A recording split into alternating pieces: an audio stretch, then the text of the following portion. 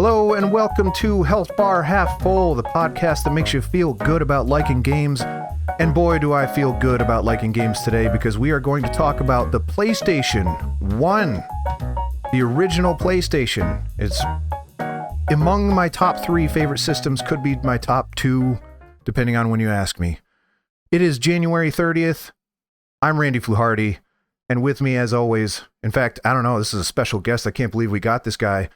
Microsoft CEO, Adam McDermott. Adam, how's business? Business is booming. Exclusives are all mine. Bethesda, all mine. How's that Call of Duty going? I own it. I publish it. The boys over at PlayStation are begging me, groveling at the door. I told them all, take a hike. Gamers are tweeting me, oh, like I have time to read that. Well, thank you so much. Email inbox full from everybody and anybody with the name, but I'm above it all, and I'm crushing the competition Microsoft style. Yeah, well, I very much appreciate you joining this small show. You know, I know you're really busy, so I won't waste any more of your time. So how are things personally? Are you doing all right? How's it going? Had another divorce, but that's just part of the game. That's part of the gig, yeah. Like, I mean, you make tough decisions. Some people don't really like it, but that's why you're paid what you are, right? It's not everyone can do what you do. If they're not a team player, they're off the team. Yep. Including your spouses. What is that, number 6 now, or? Oh no, I'm still one hand. Oh, okay. I guess I was, conflating that with another CEO. Oh, no, you conflated that with the amount of children I've disowned. Yes, of course. I always get those mixed up, and those are all there was 2 in one marriage, and then 1 for each of the rest of them, or did you quadruple in one? How's the distribution there? I went for a pick and mix. A pick and mix. All right. And on that note, yeah, so that was good. I'm glad we didn't rehearse that at all. That was really fun. Yeah, so we're going to pivot from Microsoft. I forgot about that from last time. Yeah, no, I'm happy to be the Microsoft CEO. Yeah, I didn't even warn you about that. I just was hoping you would pick it up and run with it, and you did. I'm very glad for that. So, but how's Adam McDermott Platinum Journey Adam McDermott going? Adam's well. Yeah. Spent quite a bit of time today editing the Elden Ring episode. I've now got about 26 minutes of the final video done, but we're looking at probably an hour long plus. Yeah. So quite a ways to go. Fun fact, I've been starting back through the Platinum Journey. I started watching them again. I went back from the very first one of Uncharted 2. There is a playlist of it in chronological order. Order. And that's what I've been using. Okay. So, and also it's fun. That's a little time capsule, because that's right around the time I met you, is when you started making that stuff. And it's fun seeing like, oh, that's the Adam that I met right there. That young, fresh faced, super uplifting Irishman that is going through these games that are somewhat new, relatively speaking. Yeah, it's also kind of a fun. It is you can see over a 10-year period. Yeah, like it will jump from one episode. Like that was like 3 or 4 months between one episode to the next. Like I think in 1 year I only did 3 episodes, and then some years like 6 or 7 is the average. But yeah, time passes. Oh yeah, so we've had some old Adam on my TV, and occasionally we'll have the new Adam on my TV. And my wife was walking by one time. She's like, "Oh wow, he looks great." I'm like, "I'll let him know." And here you go. I'm letting you know that my wife thinks you look great. I aged well, did I? Yeah, you kind of did. You look pretty much identical. So good on you there. On my part, speaking of content creation, I've been kind of going crazy with that sort of stuff. We got the podcast here, of course, but then there's these live streams and Let's Plays that I've been pumping out like crazy. I've been even heavily editing them to make them even better. And a little bit of steady growth going on there. Yeah. I think Adam's checking it out. Yeah. I am in the background. You can hear the keyboard being clacked. Like, what? Yeah. Hey, more power to you. So I'm having a great time with that. It is weird putting in all of this work without the idea that something is going to pop off, but it's still just fun to make, and I need to focus on the process and just enjoy it. And I am enjoying it. And a handful of people are really liking what I'm putting out, and they're engaging with me. I'm building back a community back up. I've had people on and off join me as followers and supporters, and they're coming back out as a result of this content revival. If you want in on that, go ahead and join my Discord at tinyurl.com/Randy-Discord, and we'd be happy to have you. And that's going really well too. And as part of that, I'm reintroducing some good habits, such as like hygiene and grooming.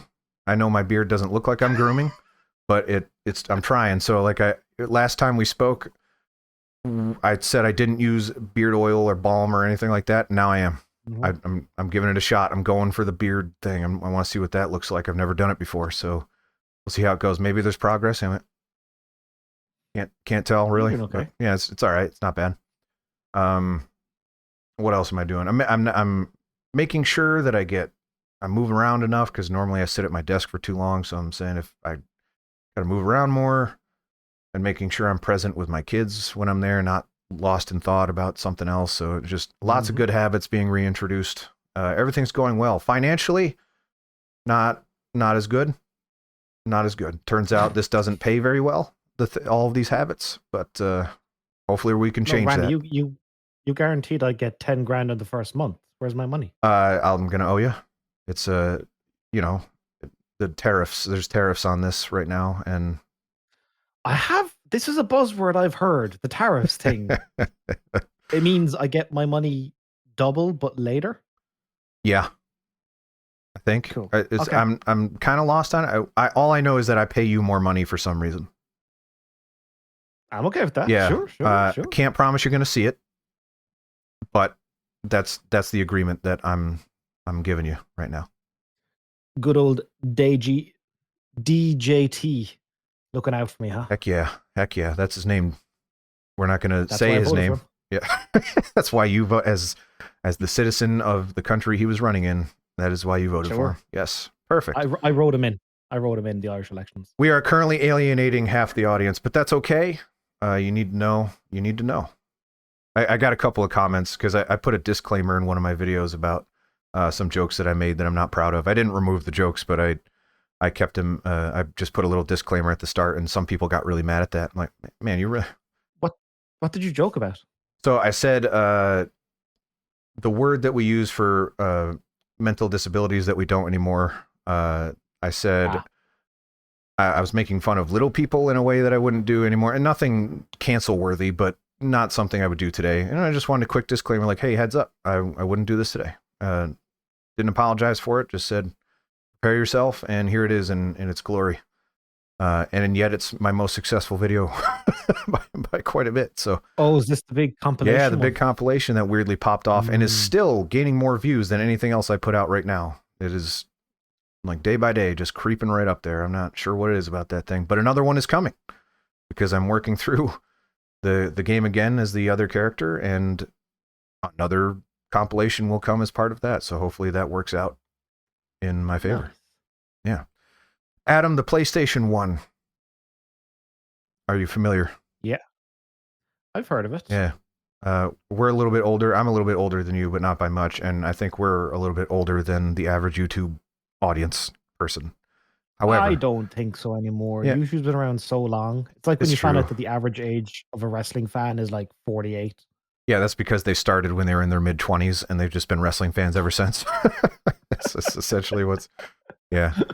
That's kind of what's happening here, right? Is that we've been around on YouTube for... I mean, my first video was in 2008. Yours was in the early 2010s, I believe. So...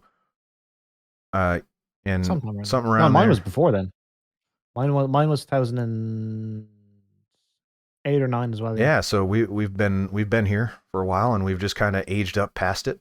And I guess there's probably a fair amount of people like us around, and hopefully there's some nostalgia from people in our age group for this particular console, the PlayStation 1, and maybe there's some younger folks that are curious about it that might think it's cool from a retro aesthetic sort of thing. I think stuff like that is coming back, and we'll talk about that a little bit later. But what I want to know first, Adam, is what is your first memory of the PlayStation 1, either announcement or getting your hands on one? Or the first thing you remember? Of the PlayStation 1, it was actually being over in a cousin's house playing that brick of a PlayStation 1, and he Crash Bandicoot. That was my first memory. And then it was going over to another friend's place, and they had Tekken. But my first time having it was actually the PS1, the slim down version. The ONE. Yeah, I don't know how they took a PlayStation and then made it half the size and PlayStation rounded edges. Has done that quite a few times. The PS1, the ONE, if people are unfamiliar, it was a different form factor of the original PlayStation, where they made it much, much, much smaller, and almost the size of the disc. It was kind of funny. And you could also attach a screen to it. I don't know why you would ever do that, because you still have to plug it into a wall, as far as I know. But in theory, you could do that, and it was a cool looking thing. And that was the first one you basically had. Yeah. I got that with SmackDown versus Raw or something like that. Oh, so it was like SmackDown 2. I just played the Royal Rumble over and over again. I'm so glad you said that, because that is exactly what I did with wrestling games too. Just like, there's something about the Royal Rumble for those games, especially you got a group of friends over. It's like, let's just throw up a Royal Rumble. Who cares? Let's go. Yeah. And it was a lot of fun. At that time, I was only one controller, and I would always come out number one. I'm not waiting around. Yeah, I'm coming out number one, running the gauntlet. Right. Did you win? Did you do the Rey Mysterio? Oh yeah. Every time. It wasn't like an uncommon thing at that point. One of my fond memories was that my grandmother would babysit my parents went out, and she didn't give a flying fuck what time I went to bed at. So I'd just be over in the sitting room playing WWE until who knows what time now.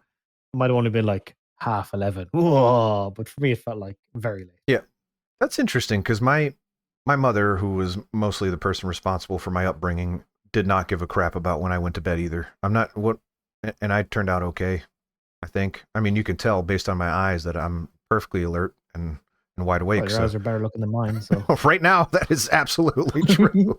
I didn't want to point it out unless you did, but yeah, it's But SmackDown. So my first memory, I can tell you when I got one, and I can tell you more or less when I knew of its existence, because I was too poor to subscribe to magazines. However, when we would go to the grocery store, we would walk by the magazine aisle, and I remember seeing the PlayStation on a magazine. Couldn't tell you which one it was, but I remember that's when I was aware of its existence. And as someone that was a Nintendo person, I was like, oh, what is this? I didn't even know what Sony was, other than I knew Walkman, but I didn't know that Sony was Walkman. Are you familiar with Walkman? That now we are getting really old. So a Walkman was, how do we even go down that far? Because I have to explain what a cassette tape is at that point. You used to not be able to play music digitally. You used to have a thing that would play the music, and the Walkman was the thing that you put the music in. That's essentially a very, very succinct way to put it. But that was how I knew what Sony was. And I just remember, I think it was Tomb Raider. Because it was probably too early for Tomb Raider. I'm trying to remember. I don't remember which game it was, but there was something on there. And my mother actually let me buy that magazine, so that was where I learned of the PlayStation. And then that was when I wanted one so badly. And because I set the stage of saying I was poor, so we couldn't afford one. However, some Randy lore for you. My aunt, however you want to pronounce it. Here we say aunt in this area. And she has this weird talent of winning radio contests every time. I don't know how she does it. But you know how it's like, oh, the sixth caller is going to win a blah, blah, blah. Does it, again, talking about age here, I don't know if they still do that sort of thing. I think they do, because I've heard she's still won some stuff. But yeah, she would just always know when to call. And she would always have the trivia question or answer ready. She has won trips, just cold hard cash, movie tickets. She has won it all. And one of them was a PlayStation. And she won the PlayStation from the radio. She lived in Tennessee at the time. I lived in Pennsylvania, so quite a distance in the United States. That's about maybe a 12-hour drive, roughly. And your country is too big. It's a very large country. It's unnecessarily large. Yeah, absolutely. You should break up. Yeah, it'd be fun to watch. How many countries can you go through in 12 hours driving? Oh my goodness. All of them? All of them. Yeah, just another Honestly, continent. if you start in what, like Ukraine, and Ukraine's quite large, and you drive for 12 hours, you get through almost all of Europe. From where you are, how far can you go in 12 hours, do you think? Just rough estimate. Well, I'm on an island, so Well, yeah, okay. let's say if there was a bridge. Yeah, there's a giant bridge. I could get obviously through Ireland about 2 hours. And then let's say an hour, 3 hours to get through the UK, then off into France, another hour. Jeez. I could get through like at least 3, if not. And if you're clever with it, you get through. Belgium's pretty small, and Luxembourg, is that even a country? They say it is, but you could, if you could get through 4, maybe even 5. The crazy thing is that you think about Ireland versus France and just culturally how different they are. You drive 12 hours in the United States, it's not that much different. It's really, I mean, some people might talk a little bit different. They might have a little bit, food might be slightly different, but more or less it is the same country. And it is crazy how different 12 hours is in the United States versus somewhere else. But anyway, so even as a quick aside to Europe, even neighbors like, Spain and France. Yeah. I live right across the border, right across the border from New York, and it's not like New York is that much different from here.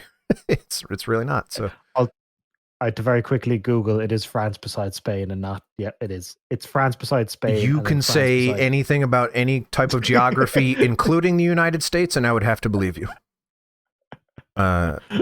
That's not my best subject because I'm an American and I don't need to know that stuff. Because the only thing that matters is what's in here. On this continent. Oh, not even this continent, because there's a lot of stuff on this continent I'm not allowed to care about. So anyway, so I lived in Pennsylvania. My aunt lived in Tennessee. We were actually visiting her and her family for a vacation. And she gave me the PlayStation that she won on the radio. And it came with Crash Bandicoot and Battle Arena Toshinden, which is a fighting game. This is very cool. And Battle Arena was whatever, but Crash Bandicoot ate my life up. I was very, very into that thing. And that was pretty much a vacation. I remember nothing else about it other than I sat there and played PlayStation. And I was hooked forever and ever. Yeah. It's how did you find Crash Bandicoot? Because it's quite tricky. It was hard. Yeah. But I loved it. But I was playing hard games up to that point. I was a Nintendo kid. I started with an NES to a Super Nintendo to a place, like, it was a natural progression. It's not like it was that much harder than, say, Contra or Castlevania, right? So, and I was already playing those. Dang. What age are you? When the PlayStation came out? Oh, when you got your PlayStation. Yeah, around 6 or 7, maybe. I know, I was 24 and I finally beat Crash Bandicoot. Yeah, I mean, I don't know if I definitely didn't beat it at the time. I got there eventually, but I didn't beat it during that vacation. It was rough, especially near the end. It's tough. But I did get close to the end. I remember being disappointed because there's a secret level you can't access unless you get all the secret stuff. And that was actually something that was relatively new to games at the time, which is, you collect stuff and you get hidden stuff. That wasn't really that common back then. So that was messing with me. I'm like, wait, so all that stuff I was ignoring up to this point mattered? Well, whoops. And that was disappointing. But yeah, from there, it just went to, it was mostly from Crash Bandicoot straight into Resident Evil, which was... And did she let you bring the console back with you? Yes, it was mine. She gave it to me. Oh, that's so nice. Yep. It no longer, it's destroyed. That original model of PlayStation was not well built. Those things did not last. There is a part of me when I go to some secondhand gaming shops and I see that old PS1 and I kind of go, I never had that. Yeah. It'd be kind of cool to get it and hook up some games and play it on that old controller. No analog stick. No. And that was normal. We didn't know what analog sticks were. That wasn't that common. I mean, there were joysticks occasionally, and obviously if you went to the arcade, you were aware of the concept, but it was uncommon to have a stick on a controller back then. And they didn't do anything. It's not like, there was a reason for it. What was the first game you remember buying on the PS1? You're not gonna know what it is. It was Overblood. Try me. Overblood. Oh yeah, I had that too. Did you really? No. I was gonna say, like, you didn't hear it. If you're familiar with Overblood, if you're not familiar with Overblood, I'm going to be covering it on my channel. So go ahead and subscribe if you're not already. YouTube.com/Randy Fluharty. Which I don't know if I said my name. I think. That's the game where you have too much blood, right? Yeah, it's overflowing. It's over blood. You're already over the blood and onto something else at that point. Yeah, I played it. Yeah. No, it's just. It was like it's also called Manhunt, isn't it? Oh, I don't know. Is it really? That can't be true. No. You're saying stuff. Talk to me about geography and European names for video games, and you got me. It could. You could say stuff with enough confidence. Well, I mean, the Sega Genesis was called the Mega Drive in Europe, so hey, you could say whatever you want, and I'll believe you. I don't know. Biohazard. What's Resident Evil in other parts of the world? So, it's Resident Evil for you in Ireland, though, right? Yeah, it's only Biohazard in Japan, yeah. I believe. So yeah, what were some of the standout games you played on PlayStation? Overblood. I gotta look this up. It's all right. I'll just describe it to you real quick. It's kind of like, what if Resident Evil was more adventure, less combat, set in a lab, and it was trying to do cinematic storytelling in a way that the PlayStation was not prepared for. It had legit voice actors in it. Okay. It was an entire playthrough is 2.5 hours. I am very fond of that game. It is not a good game. But you need to see it, and I'm going to show you on my channel relatively soon here, so get prepared for that. I love it. And there's also a sequel that I've never played, so we're gonna have to explore that at some point. What other standout games? Well, I kind of want to talk about vibes first. We kind of led into that a little bit, where you saw it and it was mystical to you that you saw the original model with the controller with no analog sticks, and it just.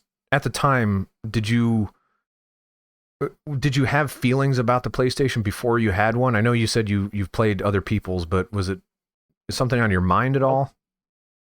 Nope. I was more of a Game Boy and Pokemon. Wow, really? Yeah, that was my main thing. Is that common in Ireland? I feel like PlayStation is normally associated with Europe. I don't know, amongst me and my friend group and everyone in our school, Pokemon. Everyone had a Game Boy and everyone had that Pokemon. Might just be true of everyone of that generation. Just at some point, because I had my phase of that too. It was in school, everyone was bringing their Game Boys and their cards, their trading cards. That was the world. But I also made room for things like Overblood.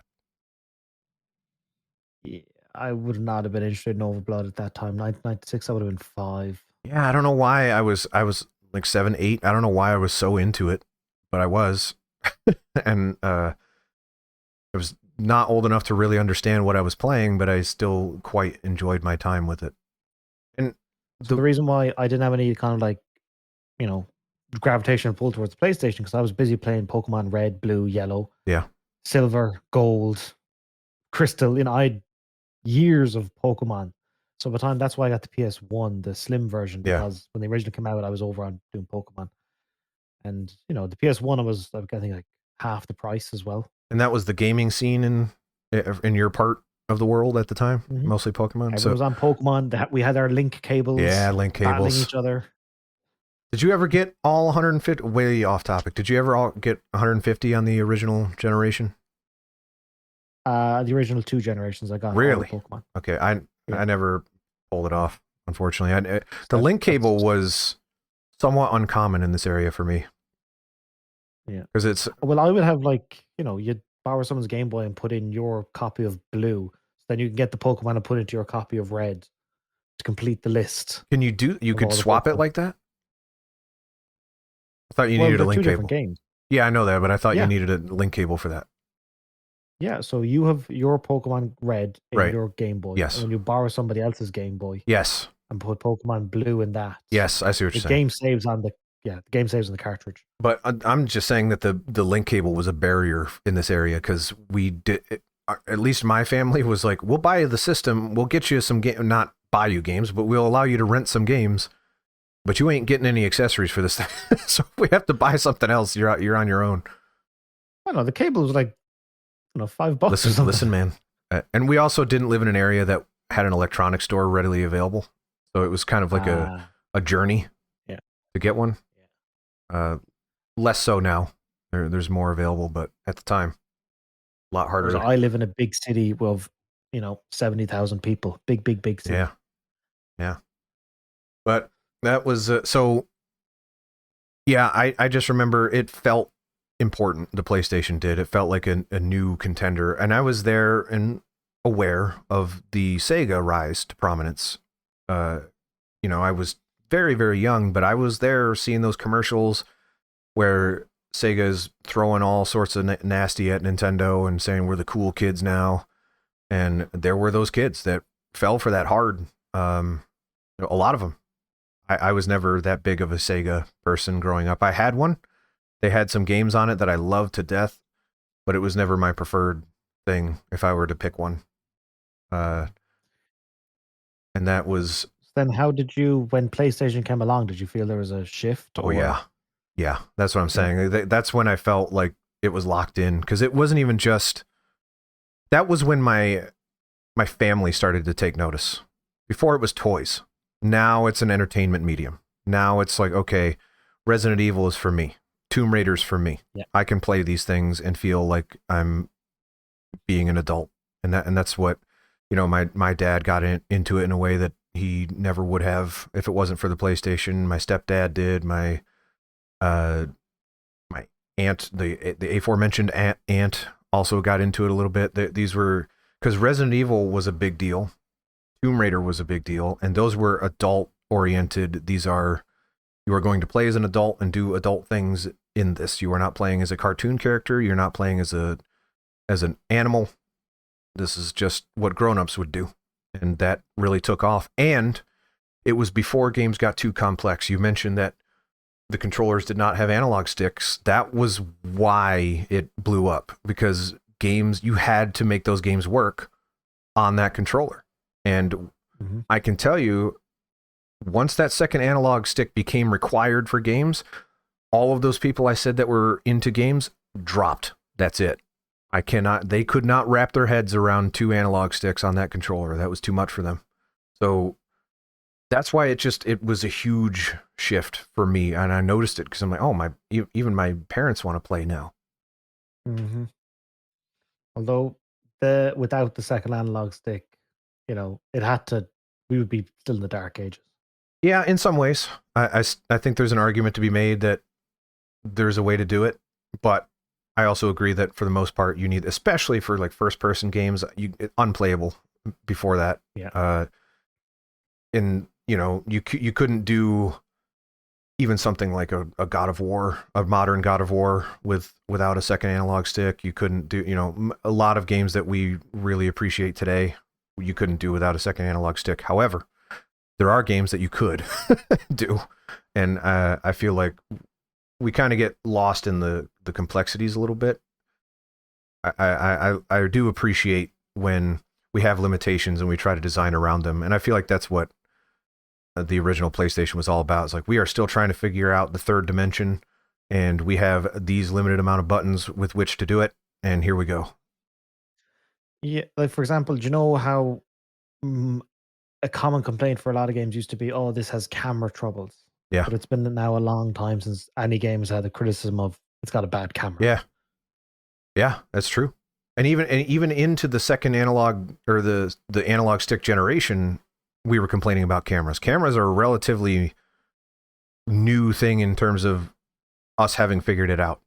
It was a long time. Again, younger listeners will never know the hurt of getting the camera stuck in a wall, or not getting the camera to turn around the character that you're playing as, because there's no button for that.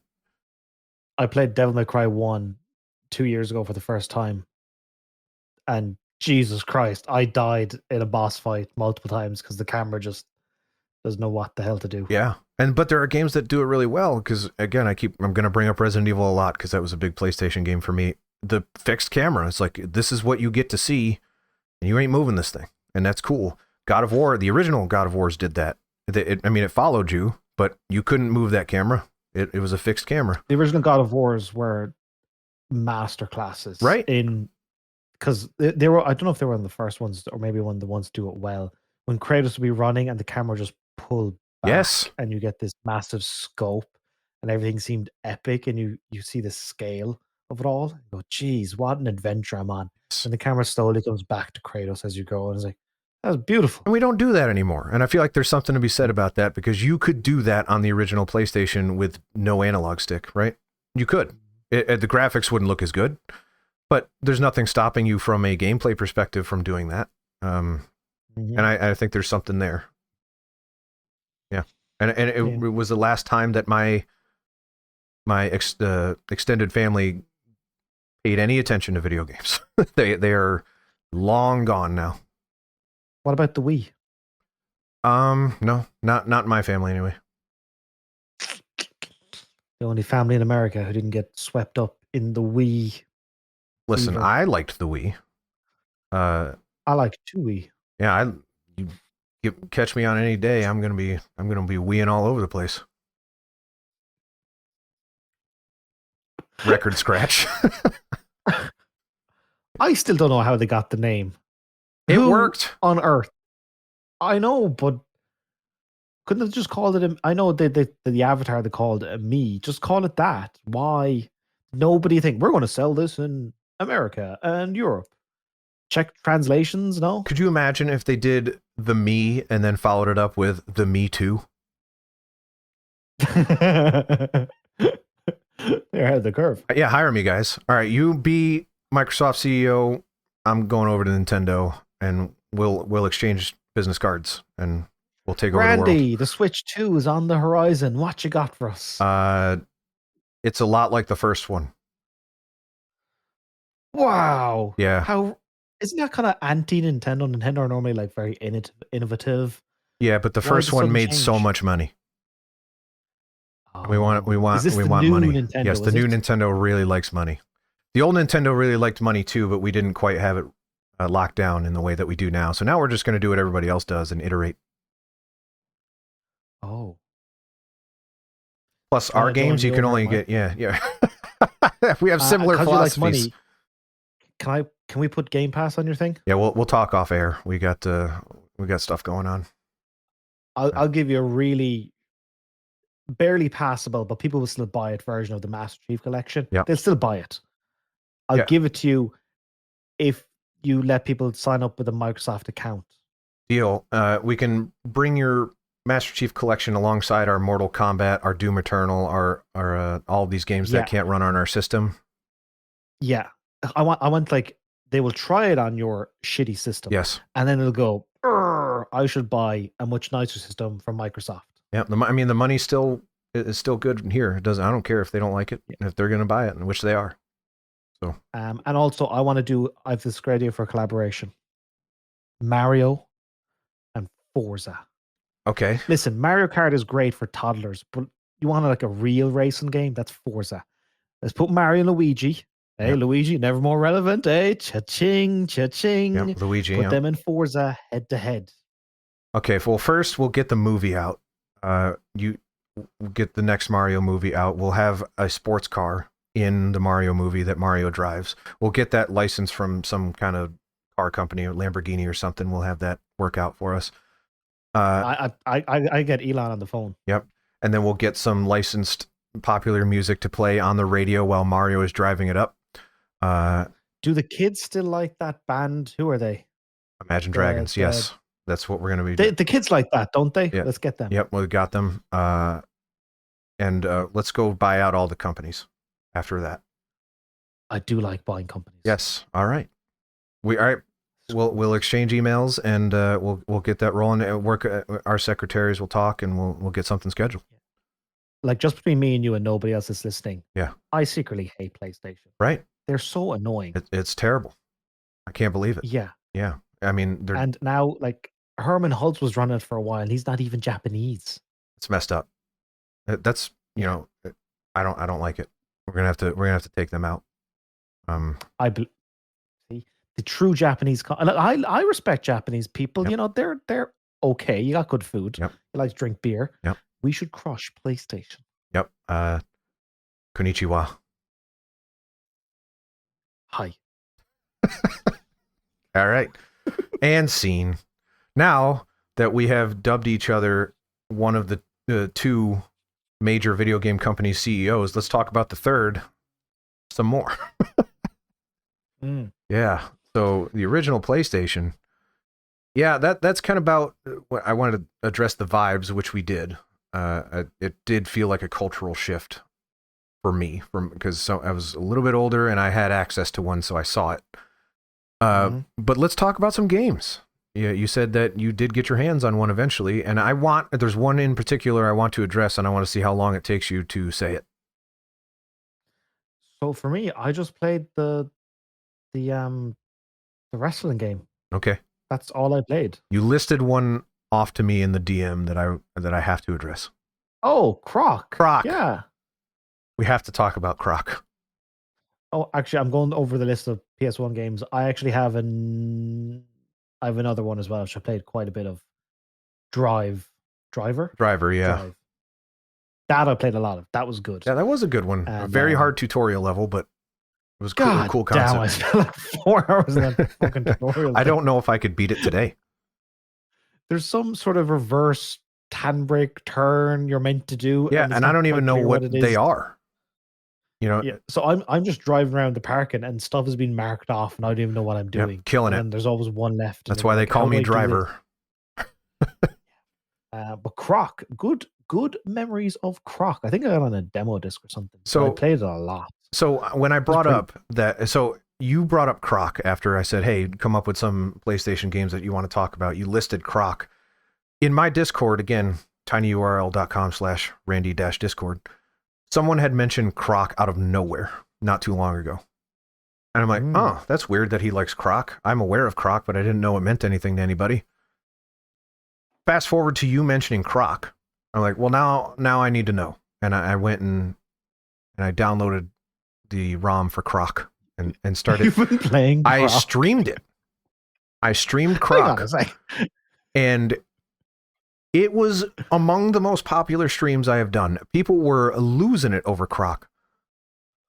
And I'm sitting there thinking, like, what did I miss? And it's not bad. It's not a bad game. I enjoyed my time with it. But I'm sitting there thinking, was this a phenomenon and that I was not aware of? I knew that there was some marketing power behind it. But when people talk about the greatest PlayStation games, Croc is not among them. And it was very weird that there was the 1-2 punch of Croc. And I also found a commonality about all the people that mentioned it. They're all Irish. What is it about you people? What is it about you people that likes Croc? What do you mean when you say you people? I mean the Irish. Okay. You're white. I can say that now. It was unbelievable. There was at least 4 Irish people that said, yeah, we love Croc. And I don't get it. I think it was a demo disc. It must have been magazine. Well, we were joking about how that came to be. It's like, well, he's green, got that going for him. There's grass in it. Would you like grass? Yeah. See, there's some stuff there. That's about it. It was very weird. I enjoyed it though, and other people were coming out and that didn't have an affection for Croc, and we're still having a good time. Weirdly successful stream, and they are remastering Croc, and it's coming out this year. I saw. Which is so I'm checking out your gameplay in the background, and one of the things I liked about the PS1 games is that jumping was a challenge. You had to set yourself. You had to time it. If you miss, you're dying. Whereas these days, it's all automatic. Audio listeners, I just marked out, like, I'm so happy that Adam said that, because I truly, so in fact, I think we talked about that where I mentioned that Tomb Raider was like that. You had to line up your jump movement was the part of the challenge. I miss that. I really do. Yeah. I really had a good time playing Croc where I'm like, if I could mess up this jump. It's very basic. Yeah.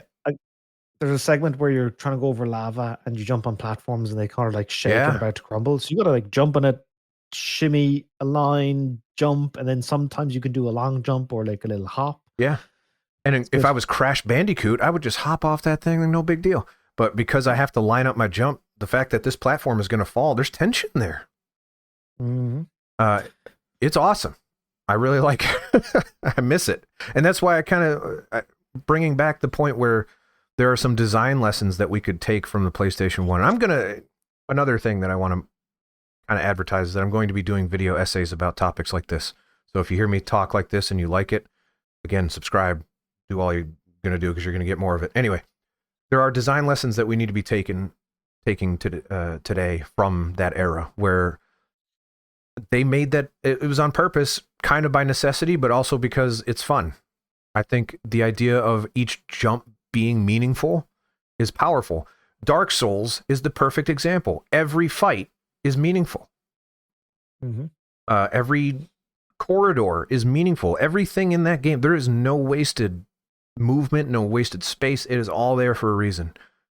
Where is that nowadays? There's just so much filler trash that we just throw at players, and it doesn't matter because you're basically a god and you can just rip right through anything. I don't know. We give people difficulty levels. Yeah, that's true, and I don't mind that. Right? If there's maybe there's an accessible version of that. However, I think we can have it both ways. I don't see why we can't have games that do that and maybe have accessibility options to make it easier. And I think there can be just more accessible games by default. But the fact that we don't have both anymore is kind of a bummer. Dark Souls and basically everything copying Dark Souls is pretty much where we get it now. And that's it. I miss it, Adam. I miss the jumping, the hard jumps. Yeah, I find even like jumping in most games is you just hold up or just wiggle it up to left or up to the just I don't even know which direction I'm going, just like hammer and X and like I don't know, there's was it like that game Journey to the West or even the Uncharted games, to be honest. I was I'm just about like, to say yes. I'm just pounding X, like just jump Drake, whichever way you're meant to go. As someone that has seen some footage of an Uncharted 2 recently, I can tell you, yes, exactly that. It's very, very strange. We overcorrected, I think, because people. Yep. But again, my parents played Tomb Raider, and that every jump there is hard. They still did it. Yeah. So there's something there. My aunt was big time into Tomb Raider. Yes. My aunt was good. She would beat Tomb Raider levels for her kids. So I think there's something there that we need to really reevaluate. But Croc, another thing we could take from Croc is that I could make it. Like it's not a complicated game. There's really not a lot going on. I find it amusing when you kill a boss. It just does a freeze frame and shows you win. Like it doesn't it doesn't have like a death animation or anything. You just hit it one more time and then it looks like the game locked up. Heck yeah. Who cares about having production values? Let's hit that thing, you win, you beat it. They show a cutscene afterwards, like a very, very small one, but I legitimately thought something happened when I hit the boss on the last hit and it just didn't move for a second. It was very strange. Yeah. And I like it. And that's Croc. If you want to see more Croc, I think I'm streaming it tomorrow. So if you're into that, around this time actually. Granted, by the time you hear this, it won't. You get a nice little schedule going for yourself. Yeah, I mean it's a lot easier when you don't have a job, right? So, I hope this turns into something. I sure am putting in a lot of work. So let's hope and help out whoever you can. How do you schedule your week? Because I normally kind of do overall what I like to do in a week, and then I kind of break down day by day. Yeah, the night before. I usually set myself a minimum goal of what I would like to achieve in the week. I do the exact opposite. I aim for the stars and I fail every week. There you go. I get almost there. Yeah. So if I had more time, I'd probably do that too, but I have to set mine realistic because there's a chance that my kid's going to be sick and he's not going to preschool, which means I lose that day because I can't do anything. So I have to keep it realistic. And right now my Let's Plays are not your traditional Let's Plays. They are crafts. They're works of art. My jokes I put in a lot of work to make sure those are as funny as humanly possible.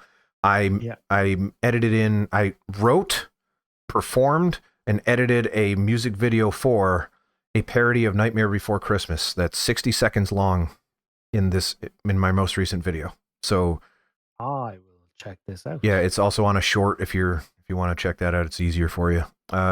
And that's what I'm talking about. So these are not just your sit down, hey, what's up, guys? I'm going to play the game and let's see what happens. This is a work of art.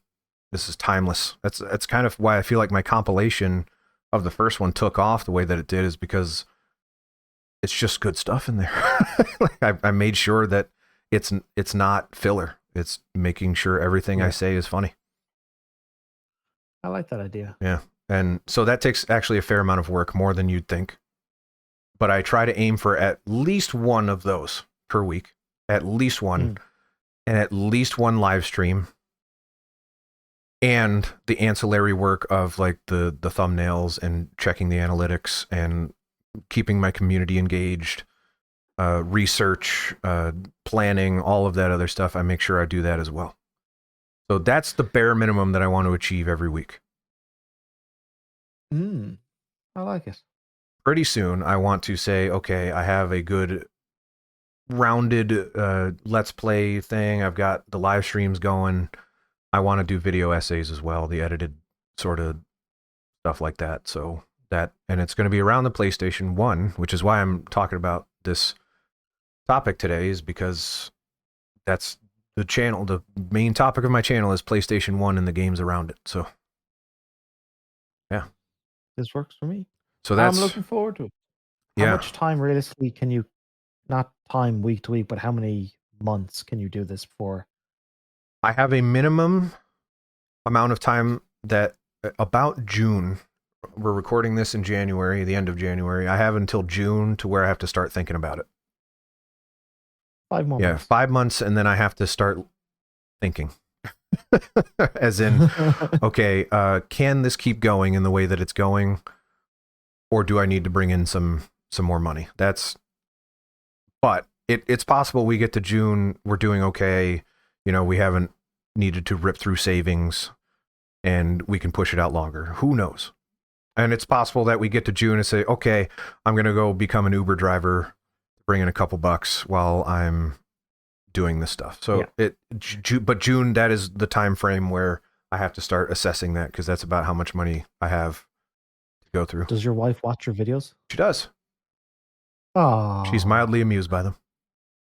So that's the greatest endorsement I can give her, is that she's just kind of chuckles. She's around you all the time, and she's like, "That's kind of funny." Yeah, well, right? She's just exposed to me too much, where it's like, yeah, that is something he would say. Yeah, makes sense. So it's not as special to her, but yeah. Well, I appreciate you filling up my ego, Adam. That was very nice. What other games you want to talk about? Wrestling? You want to talk about that? This is the one way we can talk about wrestling, is if it's a video game.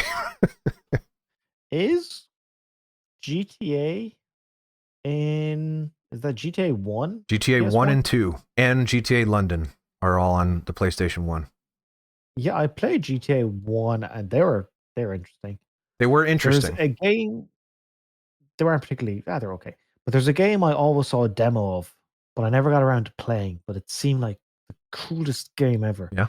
Soul Reaver Legacy Oh of my Kain. goodness, that's on my list. I'm so glad you brought that up. Also, there's a remaster that just came out. Everyone check it out. Soul Reaver is pretty cool. I've never played it. It is. I've just admired it from afar. If you are into like gothic, it's gothic Zelda. Do you like Zelda? It's gothic Zelda. Pretty much what it is. Yeah. Go play it. It's pretty cool. And also, you like Uncharted. Amy Hennig wrote the story. Oh, nice. What's she done since leaving? She left, so she's working on that that Marvel game, that Captain America / Black Panther game. Why? Because that's where the money is. Well, that's where the money was. It's a different world now. I'm not sure what's going to happen with that. She didn't have enough money from all those Uncharted games. Well, then do you remember she went and started making Star Wars? And then that got canceled? Yeah, that looked like it could have been actually good. But she got her start on a Super Nintendo game that I love called Michael Jordan Chaos in the Windy City. And it is what you think it is. It is a Michael Jordan. I imagine great story, yeah. Oh, yes. Tons of character depth and some arcs, payoffs. Beautiful. I love that game. Yeah. Everyone go check that out. But yeah, she was I want to say game director, maybe just the writer on Soul Reaver, and Soul Reaver is really cool. So everyone go check that out. The remaster just came out. And also, Oh, it's out? yeah, it's out. And it's one of those ones where you can switch between the graphics on the fly, which I love. People need to keep doing that. Just keep doing that forever. I love it. It's Soul Reaver 1 and 2 remastered. Two for one. I'm literally bringing up the PlayStation Store. Adam's doing a lot of research today. It's 30 euros. It's like $900 US. I again, tell me anything about the European economy and I will believe you. Oh, we're doing great over here. Yeah. Don't ask questions. I won't. I don't have to. You're telling me everything. Sure, I have a mansion and 9 cars. I'm doing fantastic. Yeah, so Soul Reaver, everyone check that out if you can afford it. If not, no big deal. Get the PlayStation version for free. That's if you want. It still holds up in my opinion. So that's that. You said GTA again. You said interesting. That's the right answer for that. There's something there, but they figured it out with GTA 3. I wouldn't even recommend going back unless you're curious. So I don't even think that game controls well. Can you think of another step up in terms of quality from one game to its sequel more than GTA 2 to 3? It doesn't exist. That's the answer, because you think about it, GTA is in contention for the biggest game franchise ever. And GTA 2, there was no indication that was going to be the case. GTA 3 was a cultural phenomenon. You can't plan for something like that, and I don't think anything has come even close. I'd be very curious. If we're not thinking of one, let us know, comments or otherwise, because I'm curious if I'm missing a glaring one, but I can't think of a bigger one than that. That's crazy. Because everyone's talking about, because the sequel is usually better, right?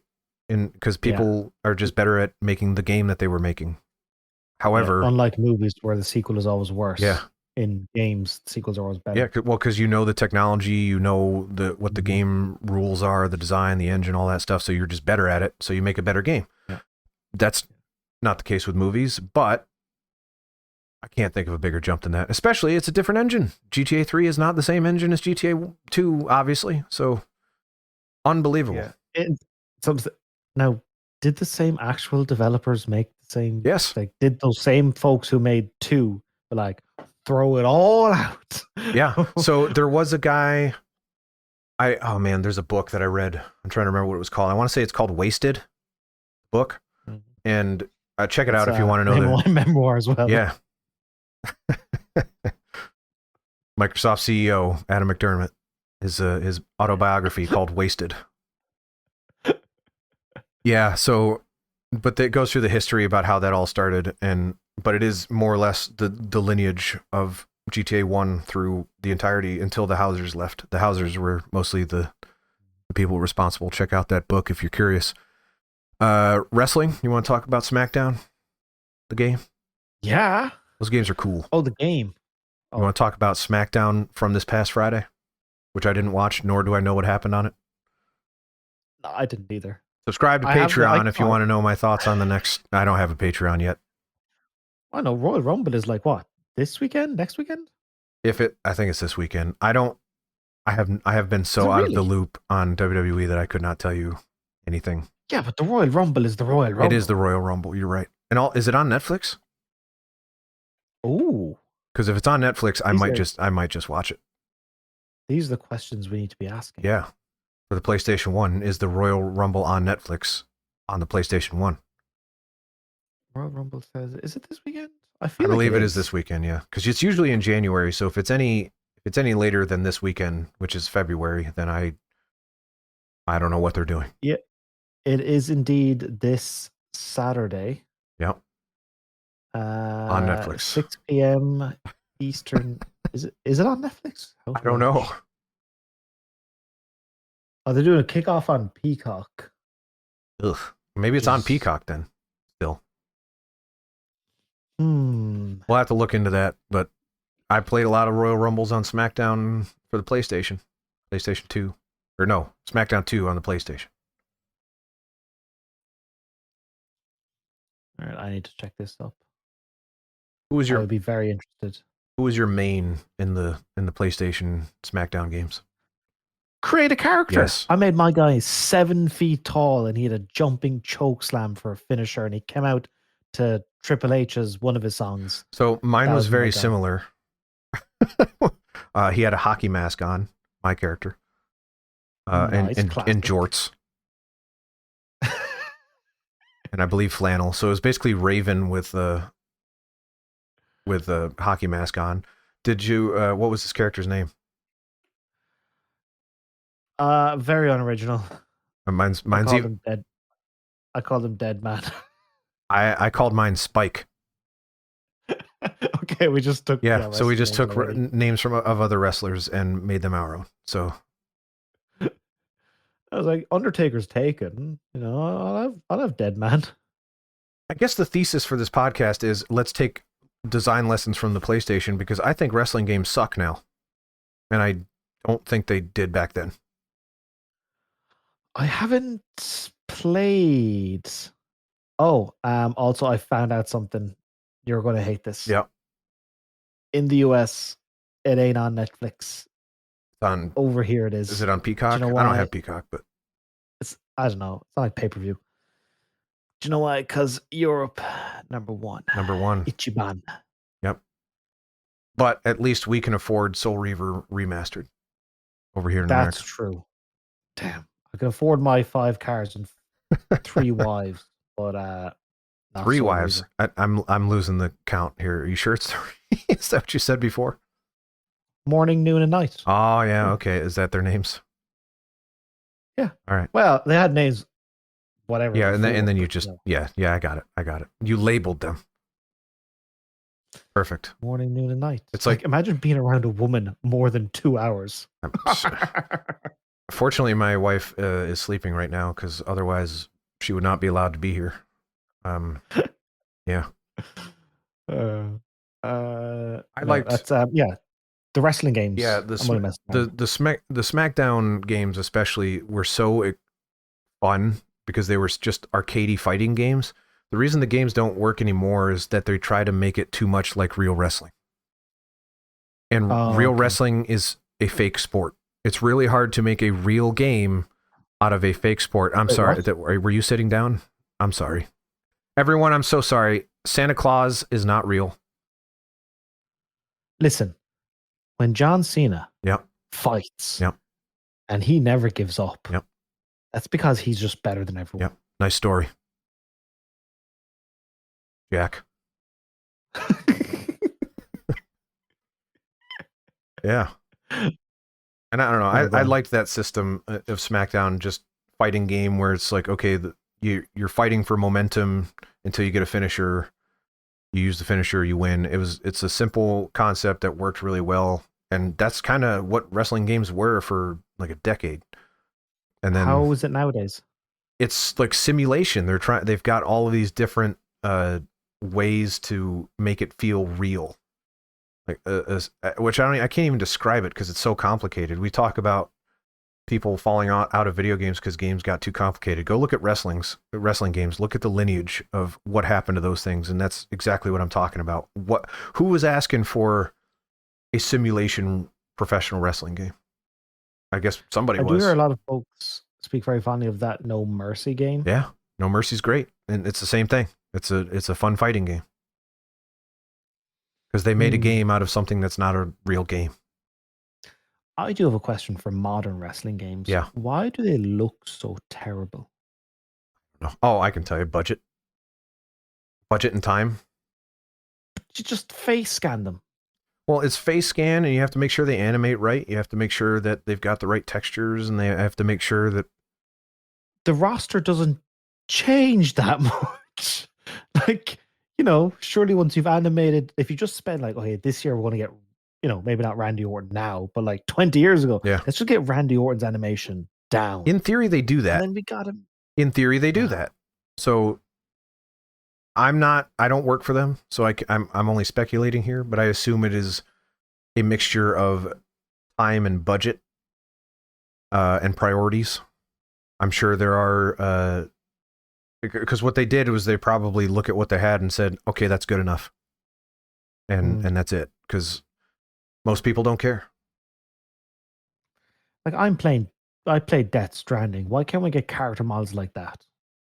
Well, Death Stranding took like 6 to 8 years to make, whereas SmackDown takes less than a year. Or sorry, the WWE games. But it's a PS4 game, and now we have PS5s. What does that mean? More power. You know, why can't you just throw more power at it? Yeah, more polygons. I've been told more polygons is better. Yeah, AI is going to do it for you pretty soon, so well, it'll look better at some point, maybe. Yeah. Just I don't know those. I look at the character models and go like, come on, wow, how is this acceptable? Yeah. Well, let's move on from wrestling. I think we got the point across there. Any other games you want to list off? No, let's move over to you. What's on your list? So I just threw a couple on. I've got Croc, which we talked about, Soul Reaver, which we talked about, Resident Evil, which we've talked about enough, Tomb Raider, same thing, Crash, we talked about. Final Fantasy was a big deal on the PlayStation. That was another life-changing game for me, and I remember very explicitly getting Final Fantasy VII in Christmas, on Christmas of 1997, and seeing it wrapped up, and I knew it was that game. It had to be, because it was 2 discs or 3 discs. It was a multi-disc game, and it was wrapped. And I'm like, oh, that's the perfect size to be Final Fantasy, and it totally was, and it blew my mind. That is good. I've never played Final Fantasy VII. Yeah. Does it hold up? How much do you care about graphics? Well, considering my main complaint about the WWE games was graphics. More than 0. But but it's a PS1 game, so it gets slack. But it's especially bad. The character models are laughably bad. How's the story? But the story's incredible. The story's really good. It's got some plot holes, as does a lot of games from that era, but it's essentially the same story they're telling today, and people love it. So, I mean, with those remakes, right? It's pretty much the same story, and people are very happy with that. So, for the most part, it's a good story. But how is it that the PS1 put on like 2 discs, and then the remake is like 900 hours? Because they pre-rendered the backgrounds on the PlayStation, so they're just paintings for the most part, and the character models are not nearly as robust as they are now, and the new games have fully 3D worlds with high fidelity character models that would be impossible to recreate the entirety of Final Fantasy VII in one go. Well, I'm just talking about the story length. Story length, yeah. I mean, if you want to, we'll have to talk another time about the remakes and their story. I have issues with it, but okay. The story in original Final Fantasy VII, in my opinion, is better than the remake story. If that says anything for you. There's also, if you get the PC version, there are mods that make the character models way better. Oh. So if you're curious to check it out, the story, I still think the story's great. So I do know the twist or the big moment, though. Yeah, but it's one of the things you can't. But you don't know the context. You don't know the context around it. That's you don't true. know the main crux of the story. It's good, man. There's good stuff in there. Sephiroth really interests me. Sephiroth is an interesting character. That's one. Do you know his deal? Because he's got a deal. I have no idea. Then you're in for a ride, man. Really cool. And he's got one hell of a theme song. He does. And boy, does he earn it. You just check it out, and we need to talk about it. Okay. It's very, very good, in my opinion. So actually, hang on. You can get it on mobile, right? I'm sure you can. You probably can't put mods on it, but yes, I would imagine. Okay. I got a flight to catch. I'm thinking like put on the phone. Why not? I don't know how good that version is. I'm sure it exists. My phone's got to be better than PS1, right? Or you could just put the PS1 emulator on your phone if you had to. It's also long, but only long by PlayStation RPG standards. It was like 20 hours. Yeah, 20, 30 hours. It's not that bad. Yeah, that's nothing. That's like that's a day pretty much. Yeah, that's like 1/5 of an Assassin's Creed Yeah. game. And the combat's really good. I think, in my opinion, the combat's really good. It's not that deep, but it's very customizable, and you can have some really fun combinations about how you build your characters, which is really cool. I like that was back when side quests were, in my opinion, the preferred way to do side quests, which is you kind of have to seek them out. They're hidden Okay. on purpose, and the rewards for them are insane. They break your character if you find them. Like you will get the best weapons, the best magic, and all that stuff, but they are not that important to the story. Arguably not important at all to the story. But I love that, where it's just like, I just want to exist in this world a little bit longer, and you're giving me something to do. Every character. Yeah, and you're giving me something to do. So that's the thing when you get to like when I was playing the original Pokemon, in a town, there's only 8 people. Yeah. So you talk to all 8 people just because you want to see what they say. And then 2 of them matter. Yeah. And similar, I imagine in Final Fantasy, you go to town and it's like, well, there's like, might as well talk to everyone. Yeah. And then someone says, oh, there's this thing over there. It's like, all right. Yeah, you remember Wasted, that concept of wasted, or everything having a purpose? In that era of games, it was like that. Final Fantasy VII, if there's a character there, it serves some kind of purpose. It might be small, but it's not just filler. There are no extras in Final Fantasy VII. You can talk to pretty much everybody. There aren't that many of them, but you can do it. And some of them lead you on side quests that you don't even know about. It's not like there's a quest log, right? It'll just tell you something. It's like, oh, you might want to check that out. You go check it out, and sometimes there's something there. I like this idea.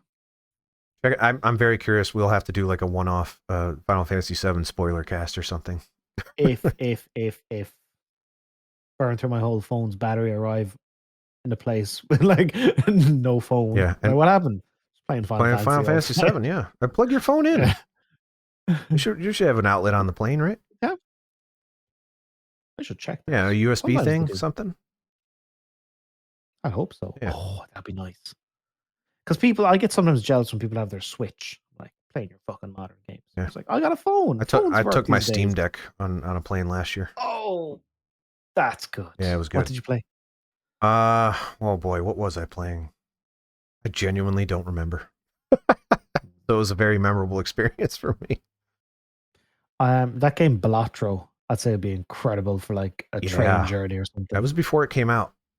That may have been the choice, but unfortunately it was not out at the time. This was 2 Decembers ago, so December 2023. I've started to view kind of bus journeys, train journeys as just like opportunity to game. Yeah. It was so the guy at the airport, they check you in, the TSA nonsense when you go through an airport. The guy asked me about the Steam Deck. He's like, "Oh, you got a Steam Deck?" I'm like, "Yeah." And he's like, "Oh, how is it?" And but he was like fumbling it around and opening it up and exploring it and stuff like that. And I was like, "Are you doing your job, or are you just trying to check it out? Are you checking it out? Are you trying evaluating his like purchasing decision? You trying to see if there's a bomb in my Steam Deck, or are you just trying to decide whether you want one?" Yeah. Good for you, guy. No, so I like the kind of open nature of the Steam Deck, which is like, it's Linux, put whatever the hell you want on it. You could put Final Fantasy VII mods on the Steam Deck if you wanted to. Mm-hmm. I recommend it because it's a heck of a game, but we'll have to revisit that if you do it. Let me know. I also have on here a couple of lesser known but still important to the PlayStation era. Are you familiar with Siphon Filter? Yes. Still has a bit of a cult following. It does. And it's kind of like one of those, what if we made Tom Clancy, but didn't have Tom Clancy? That's kind of how it felt to me at the time, where we need super dads to play our PlayStation. We need someone that the military espionage nerds, get them in there. And Metal Gear Solid's 2 anime, so we need to make one that's not quite like that. Was that Sony Bend? Studio? They made some. I don't know if they made the first one. Yeah, I'll have to look into that. But that's a fun one. Just thinking about, as a quick aside, what you think about the recent calamity of PlayStation, all their live service games going belly up and being cancelled? I was weirdly involved in or not involved, but affected, let's say. You might say that I don't have a job as a result of some of that. Yeah. Yeah. So but it makes sense, right? We'll have to talk about that another time, but definitely there's only so much room in that space and it's occupied. But I was hearing there were rumors like they were doing God of War. Yeah. It's not rumored. Yes, that happened. Or maybe it is a rumor. I don't know. It was reported. So is this why Jim Ryan is out in his ass, or is this why Herman Hulst didn't get the full-time CEO position? Yes.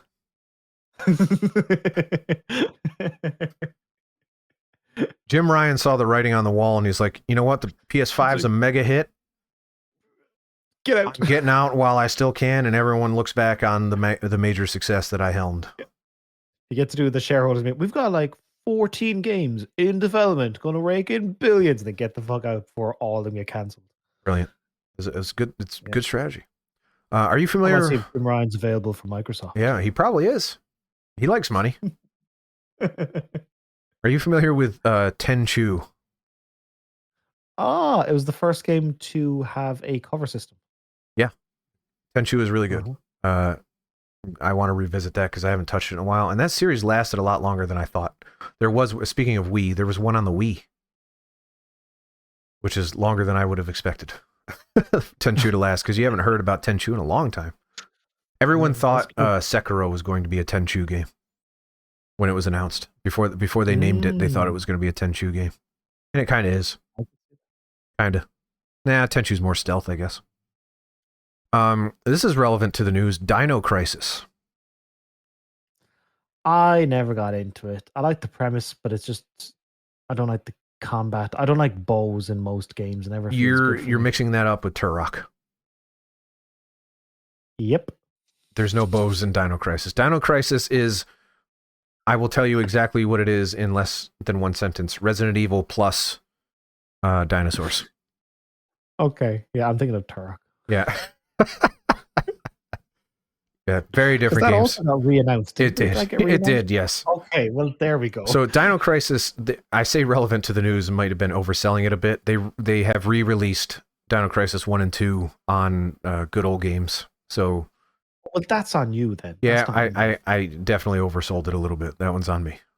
But Dino Crisis is, if you play Resident Evil and you like them and you get good at it, Dino Crisis is like, hey, you thought you were good at Resident Evil. Come play Dino Crisis. It's way harder. Is that like the scene in Jurassic Park where the two kids are hiding from the velociraptors? No, because it's more like, you know the scene in Jurassic Park where the huntsman is out there and he's hunting the velociraptors, and he's like, there, just beyond the thing. You know, he's doing his thing. Dino Crisis is what that guy wish happened. Ah, okay. Instead of getting murdered. He wanted to be the star of Dino Crisis, where I'm going to go survive in this thing and I'm going to shoot dinosaurs as a result, and that is how I'm going to survive. Do you have a shotgun? I believe you have a shotgun. You have tranquilizer darts even. It is a weird, there's depth to that game. Interesting. Check it out because it's now on GOG, and I'm also going to be covering that relatively soon as well. Yeah. And I've got here 2 relatively important games. Metal Gear Solid, have you heard of it? Nope. All right, so moving on. No, I'm kidding. What makes the metal solid? The gear is metal, and well, metal is solid. Gear is solid. You know. Those are all solid. Metal and gear. I guess a gear doesn't have to be. Yeah, it does. Gear has to be solid. You can't have a liquid gear. You have a liquid snake. You can have liquid metal. Yeah. Wait. Yeah. So that's why. Okay. Because people would be confused if you had Metal Gear. Well, we know gears can't be liquid, but we've seen liquid metal before. So we have to put solid on the end. Is this like a game like Factorium or something where you're just turning gears? Yep. That's it. Why is it good? I don't know. I'm not a fan. No, I really like Metal Gear Solid. That's probably a game that just had a PS1 release and then never saw there's no sequels, there's never any future installments. You want to talk about cultural shift games? Metal Gear Solid. Because that was another one where I remember seeing in the news, this game has more cinematics than the entirety of Saving Private Ryan. I'm not even kidding. I don't know if that's true or not, but I remember seeing those news headlines and thinking, okay. It's a movie. Yeah, and people were kind of upset about it at the time because, like, but it's a video game. It's not supposed to have. But that was why it was a cultural shift, because it was waking people up to say, hey, stories can matter in this too. And even that opening of him kind of like, going underwater, and when he's going up the elevator and the camera angle make him look very cool. Metal Gear Solid was like, damn, this is much more cinematic than anything ever on video games. It's awesome. And even with the weird graphics, it kind of adds to it somehow. I don't even know how it does, but it does. It's definitely got a look. Their heads just bobble. Yeah. There's the charm to the PlayStation. What can I say? There's something to it, man. I really, really like it. And I like that aesthetic. And it's that aesthetic, and we'll talk about this because I was going to bring this up after, but I guess we can talk about it now. The indie boom of PlayStation style games now. Like there are indie developers are now adopting that style as not only nostalgia, but just as their chosen aesthetic. And I think that's cool, because I think there's something there. And there definitely is. There's a mystique about it. I feel like it sets an expectation that, hey, this is a video game, but also it can be somewhat grounded. But arguably, it's probably the best fitting for horror games. Yeah, you can hide. Yeah, because it looks scary. And that perfect transition into my next game on my list, Silent Hill. Yeah, that I gotta say it again. Talk about cultural shifts in games.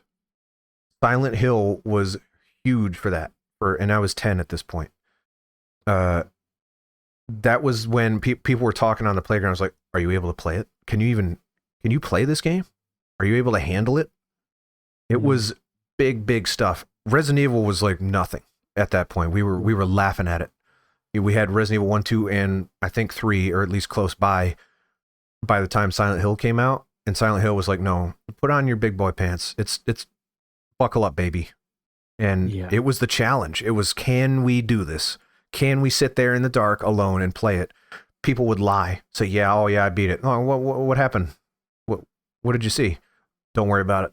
But trust me, I beat it. Like, okay. It was scary stuff. Listen, you wouldn't know my girlfriend. She goes to a different school. Exactly. That's exactly right. Listen, I've beaten Silent Hill. Just trust me. My uncle works at Nintendo, and I can tell you, I have a very, very fond memories of Silent Hill and making my way through that game. And just, there is one moment that still haunts me to this day every time I go into an elevator where you enter the hospital. It's somewhat normal. It's quiet. There's no one there, but you go into it. It's like the doctor's office portion. You find the elevator. You go down a floor. You check it out. Oh, it's locked. Can't really do anything here. You go back into the elevator. There are 3 buttons. You hit the third one. You go in there. There's still nothing here. You go back in the elevator. Hey, there's button 4 out of nowhere. It wasn't there before. Messes me up. I don't know what it, like, something about the idea, like, oh, I'm not safe here or anywhere. It doesn't matter when things are quiet. It doesn't matter. This thing is messing with me. You hit that 4th button, you're then in like the underworld area, or however they want to call it, the other world, whatever the dimension. It's another one I've never played, Silent Hill. Load it up, man. What do you do? Put it. We're adding to your backlog here. There's got to be versions with trophies, right? And these are short games. Adam fact checks. I think on the PS3 there's like the remasters. Well, so that's Silent Hill 2 and 3. Silent Hill 1 is not in that remaster collection. Also, allegedly, I haven't played them, but allegedly the remasters are bad because I think the fog. Yeah, well, the fog, and they redid the voices, which is yeah, it was very weird. Because the voices are kind of what make it eerie. It's just the way that people talk. Yeah, you're right. It's 2 and 3. There's no Silent Hill original. If they released it on the PlayStation Store, would that have trophies? I guess it depends on if they put them in there. Yeah, other times they just sort of, don't. I'm trying to give you incentives to check these games out, and it's tough without trophies. Got as in, I make Platinum Journey, so if I have free time, I bet sometimes feel guilty. almost guarantee you there's a version of Final Fantasy VII out there that has trophies in it. Yeah, I'd say so. But yeah, it's in when I've got free time. I'm currently playing through Cyberpunk, and I've also got Control there to be played and Metro last night, or yeah. But when I've got free time, I'm like, oh, cool. I feel guilty if I'm just off playing a game that's not part of a video. Yeah. You probably know yourself when you're Let's Plays. Yeah, definitely. All of my time is occupied by this now. Whenever I get free time, which is not as much as most people, because I'm the primary caregiver of a toddler. But when I do get free time, it is something involving content creation. I'm either working on the content itself, I'm doing research, I'm doing whatever it is. That is what I'm doing right now. But I enjoy it, so I'm not too upset by that.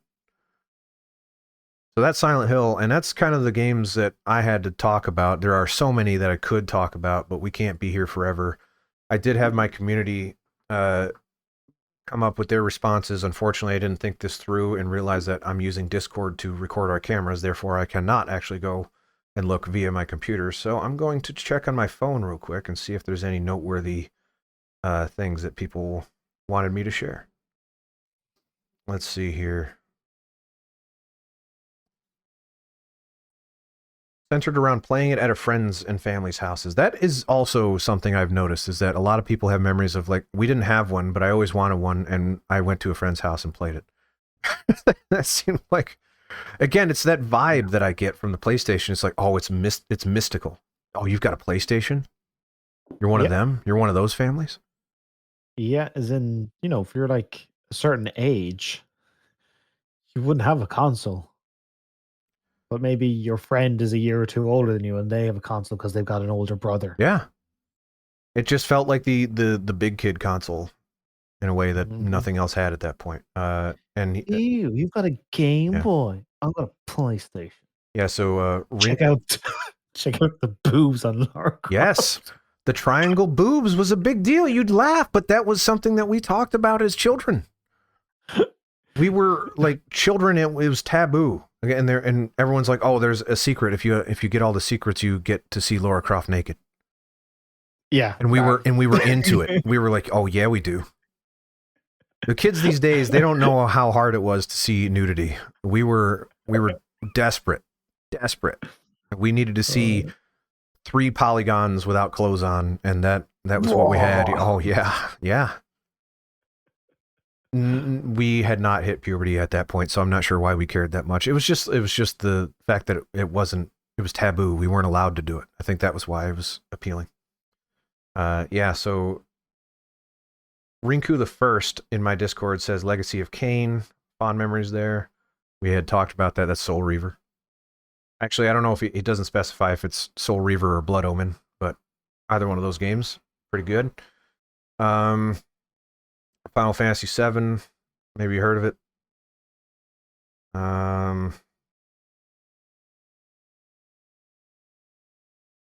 Yeah, so we covered basically everything that they're talking about already. Someone that was a Sega person transitioned to a PlayStation person. I guess screw Nintendo from Desideratum. We got WWF Attitude. Have you played WWF Warzone or Attitude? I played the one on PS1 and none other since. Oh, so did you played SmackDown though? I don't know. I honestly don't know. I have no idea what they were. All right. Well, did you enjoy your time with it? Hell yeah. Then it was probably SmackDown, because Attitude and Warzone were not great games. And that's why I wanted to bring them up, because I played a ton of those, though. Even though they were not great games, that's what you had. We didn't even talk about Gran Turismo, which is the best-selling game on PlayStation. I'm not a car person. Yeah. I've never been a Gran Turismo fan. Are you a car person? Nope. Yeah, I'm not either. So, all right. Well, unfortunately, if you if you I view cars as like the quickest way to waste money. Yeah, I'm still on Desideratum here. He says the Unholy War, which I'm not actually sure what that is. Well done. The Unholy That's War. Jerusalem, no? Well, it's allegedly a PlayStation game. Well, it's that place in the Middle East, no? Maybe? I guess. I am not familiar with this game. Wow. Looks like a turn-based strategy game of some kind. But Toys for Bob. I'll have to check that out. Tekken 2, we didn't talk about Tekken. You mentioned it briefly, but we didn't talk about it. It's a great fighting game. Tekken's good. Still Who's good. your pick? Who's your pick? Character-wise? It was June, which I don't think she's in the modern games, but that was who I played in Tekken 2. Mine was always Horong, the guy with two awesome legs. Yeah. Or him, or you mean Yoshitatsu, the fucking robot guy with swords. Yeah. Which seemed unfair, but he was cool. And then Tim Skold mentions that he didn't really play PS1, but then stumbled upon Silent Hill 2 in later years, and then explored the series and really liked the PlayStation aesthetic, and really appreciates that the indie horror games are adopting that aesthetic now. Yeah, because those graphics are scary. Hides in the shadows. Yeah. And it's muddy. It is muddy. It's obscured. It's awesome. Man, I'm so happy that we got to talk about this. It's just PS1. So fun. Any last words on the PS1? Is there because you're a PlayStation guy now? Did the PlayStation have anything to do with that, the original, or is it? Or is that? I would say like it was just what you do. After the PS1, we got the PS2. Me and my brother. Everyone together. did. Everyone on the planet, pretty much. We still bought PS2s, and then after that, we did like the PS3. Really looked like something very cool and exciting. Mm-hmm. And we'd get magazines. That was, I think, when I was like old enough that me and my brother actually paid with our own money together. Yeah, together, yes, because otherwise you would not be able to buy one. But that felt like I think those graphics were legitimately excellent. Yes, and then they were. Yeah, no, PlayStation's just handy enough for me. They got the games. And now you're locked in. Not necessarily. If something else comes out, that's no, I know that, but you're not going to pivot your content. That's what you're known for. I don't mind. All right, you heard it here first, folks. No more Platinum Journey. It's all over. I like Platinum Journey as long as there's an obstacle to overcome. Yeah. So that's PlayStation 1 is. It was a no-brainer. PS2 when that came, it was like, oh, there's just another one. There's another one of these. Okay, I'm in. Oh, and it plays all the PlayStation 1 games, which was not necessarily that common then or since. I'm in. In fact, it was not common at all. There was no backwards compatibility was not a thing until the PlayStation 2. Realistically, that was genius. Yeah, that was genius. And the PlayStation 2 was a DVD player, also at the time. Big deal. Big deal. Which again, How old are we? Anyone under the age of 20s? Randy, you're grand. People know what DVDs are. No, they don't. They do. Yeah. I'm sure every household has a DVD lying around the house somewhere.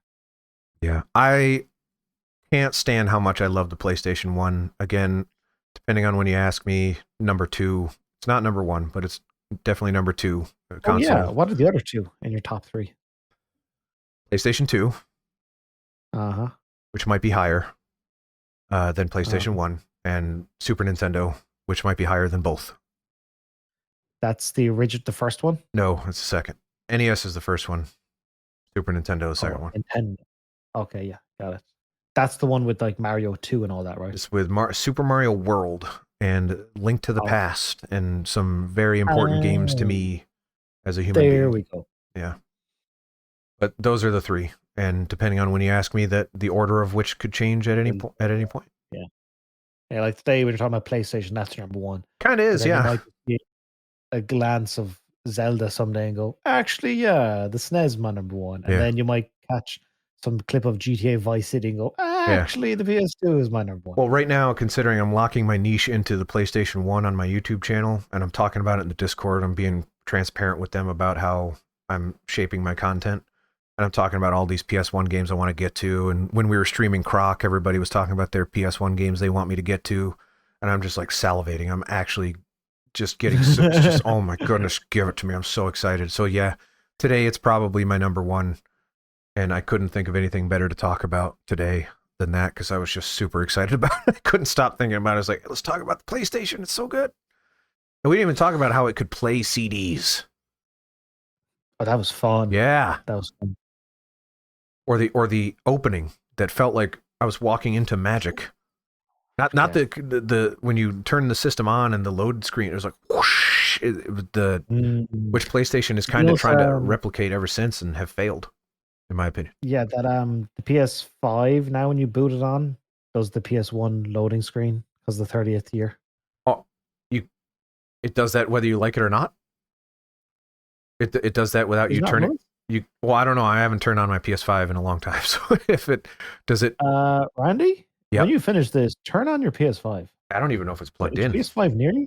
No, it's downstairs. Plug it in because this might actually go away in a while. I should probably check that out then. Yeah, 3 or 4 months, you turn on your PS5. It comes up, PS5, and then it does the PS1 loading. It does not.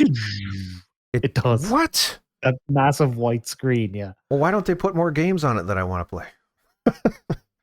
Yeah, I mean, they put PS4 games. Yeah, I mean, they put all the games on it that I want to play, but the unfortunate thing is that they also put those on PC.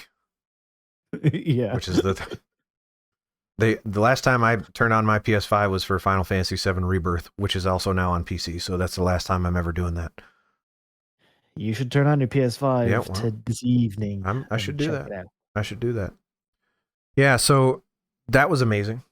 And again, if you're way into the PS1 as I am, check out my channel. You're probably already checking it out, but check out the rest of the content on it and make sure you subscribe and do all that stuff. Maybe join my Discord at tinyurl.com/RandyDiscord. Randy-Discord. Make sure you put that dash in there.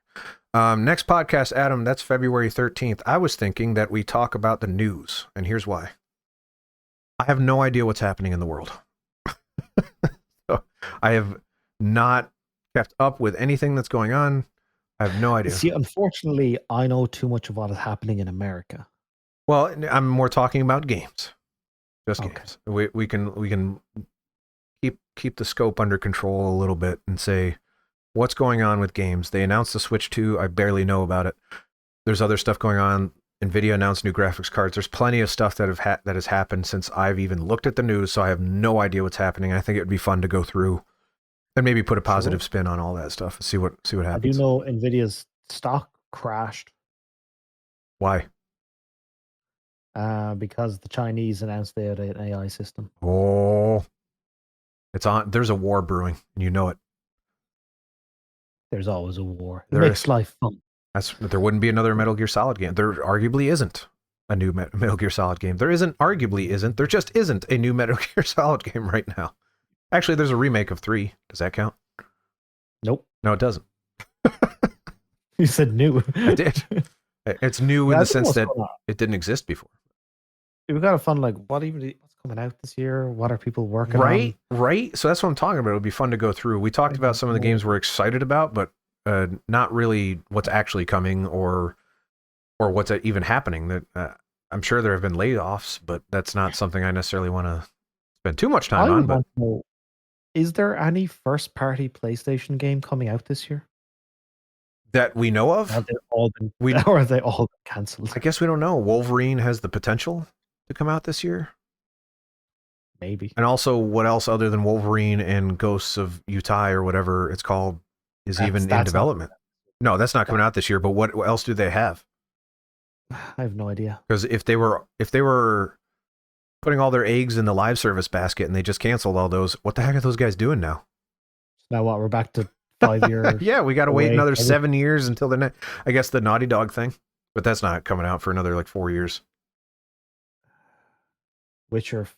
I'm going to be close to 40 years of age by the time that thing comes out, I bet. If not already 40, depending on how long. This is why we just go play more PS1 games. That's right. PS1 games will always be there, and it'll always make me feel young and gooey. There we go. Yeah, so tune in on February 13th for us just talking about the news. And make sure you check out youtube.com/@Adam McDermott. I assume that's how they do it nowadays. They put the @ sign in there. Yeah, I don't like it. I still have the forwards, the /C/Adam McDermott, Yeah. like chat Adam McDermott. Mine has none. It's just youtube.com/Randy Fluharty. Because I got it back before when they used to do that. Hang on, I'll check Yeah, this type out. it in. youtube.com/Randy Fluharty, and that's it. No spaces, nothing. Just do what you got to do.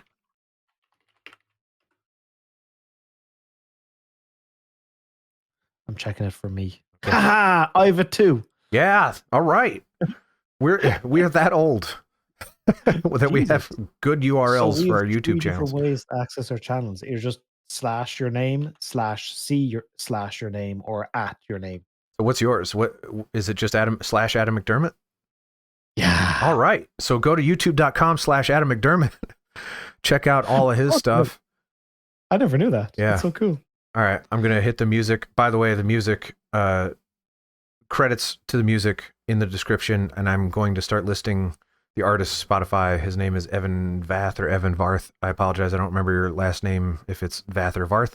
Off the top of my head, it's accurate in the description. Please check out his music. He's very, very talented. He wrote this theme song in like 2 seconds while I was streaming one day. It was amazing.